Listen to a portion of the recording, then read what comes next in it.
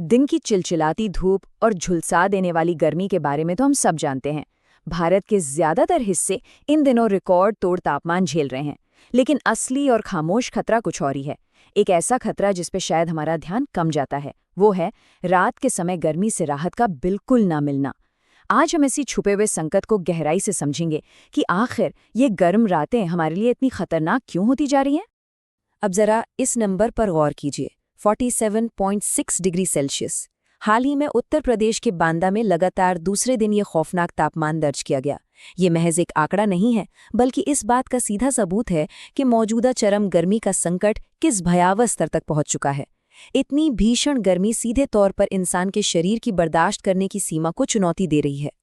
तो चलिए बिना देर किए इसे स्टेप बाय स्टेप डिकोड करते हैं। हम बात करेंगे कि हीट वेव असल में है क्या, इसके जैविक खतरे क्या हैं, वायुमंडलीय ढक्कन यानी एटमॉस्फेरिक लिड कैसे काम करता है, अर्बन हीट आइलैंड्स का क्या रोल है, हमारी संवेदनशीलता कहाँ तक है, और आखिर में इसके जलवायु समाधान क्या हो सकते हैं। शुरुआत करते हैं हमारे पहले भाग से। आखिर हीट वेव है क्या, इसके वैज्ञानिक पैमाने क्या हैं। देखिए, भारतीय मौसम विज्ञान विभाग यानी आईएमडी ने इसके लिए कुछ साफ क्राइटेरिया तय किए हैं। जब मैदानी इलाकों में तापमान 40 डिग्री, तटीय क्षेत्रों में 37 डिग्री और पहाड़ी इलाकों में 30 डिग्री सेल्सियस से ऊपर लगातार बना रहता है, तब आधिकारिक तौर पर हीट वेव घोषित की जाती है। और अगर हम पिछले कुछ दशकों के ऐतिहासिक डेटा को देखें तो रात के तापमान में भारी उछाल आया है। अब ये खतरनाक तापमान पहले से कहीं ज्यादा दिनों तक टिके रहते हैं, जो साफ तौर पर हमारे बढ़ते जलवायु संकट की तरफ इशारा कर रहा है। अब आते हैं दूसरे भाग पर, जो सबसे अहम है, जैविक खतरे। ये गर्म रातें हमारे शरीर के साथ असम में कर क्या रही हैं। इसे ऐसे समझिए, ऐतिहासिक रूप से इंसानी शरीर ने खुद को इस तरह से ढाला है कि रात में वो खुद को रीसेट करता है। एक सामान्य रात में हमारे दिल की धड़कन नॉर्मल हो जाती है, त्वचा ठंडी होती है और शरीर के अंगों को आराम और रिकवर होने का वक्त मिलता है। लेकिन जब रातें असामान्य रूप से गर्म होती हैं तो हमारा ये इंटरनल कूलिंग सिस्टम पूरी तरह से फेल हो जाता है। ठीक से नींद ना आ पाने के कारण डिहाइड्रेशन चालू रहता है और बिना आराम मिले हमारी किडनी और दिल पर लगातार भयानक दबाव पड़ता रहता है। मेडिकल साइंस की भाषा में इसे संचयी ताप तनाव या क्यूमुलेटिव हीट स्ट्रेस कहते हैं। इसका सीधा सा मतलब है कि जब शरीर को रात में रिकवर होने का मौका ही नहीं मिलता तो नुकसान हर घंटे जुड़ता चला जाता है। इसके नतीजे सच में बहुत गंभीर होते हैं। चक्कर आना, बहुत ज्यादा घबराहट या नाड़ी का अचानक तेज होना, ये सब हीट स्ट्रोक के शुरुआती लक्षण हैं। खास तौर पर हमारे घरों में जो बुजुर्ग हैं, उनके लिए इन लक्षणों को तुरंत पहचानना जीवन रक्षक हो सकता है। सामान्य थकान और मेडिकल इमरजेंसी के बीच के इस फर्क को समझना अब हमारे लिए बेहद जरूरी हो गया है।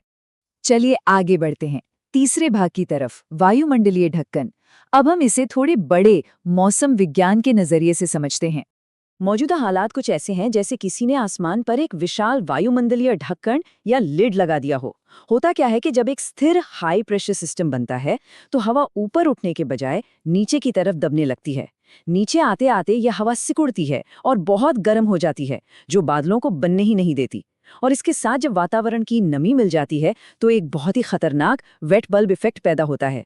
आसान शब्दों में कहें तो इस नमी की वजह से हमारा पसीना सूख ही नहीं पाता और शरीर खुद को प्राकृतिक रूप से ठंडा नहीं कर पाता।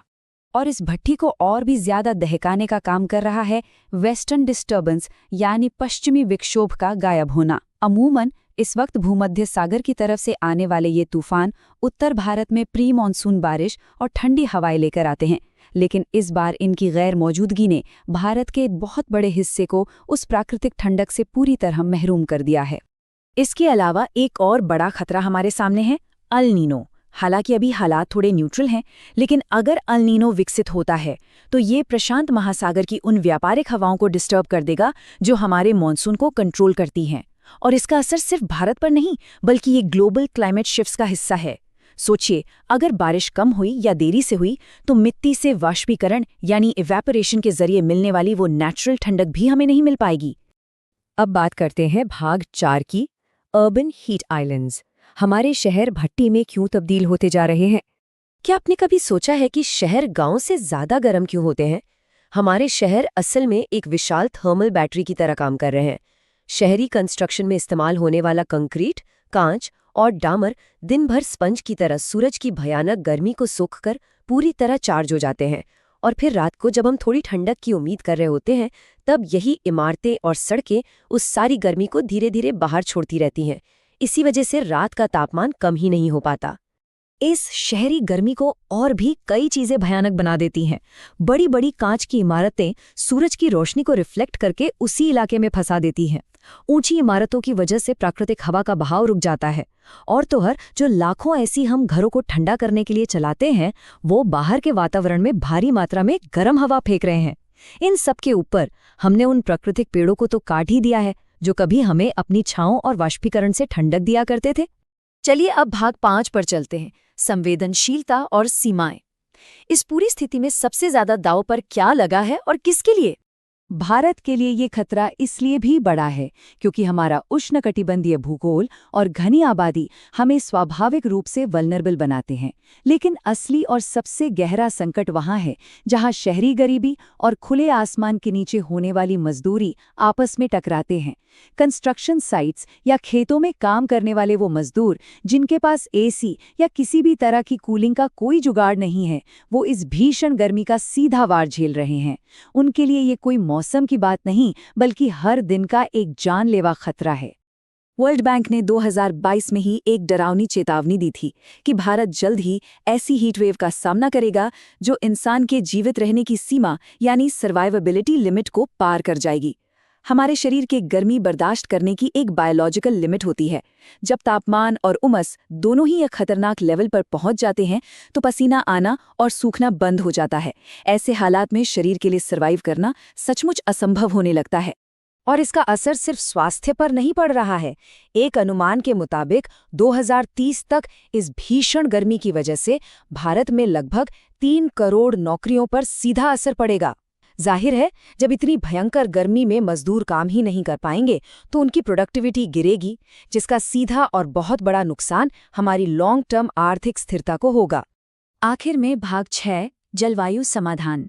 अब सवाल ये है कि इससे बचने के लिए हम कर क्या सकते हैं?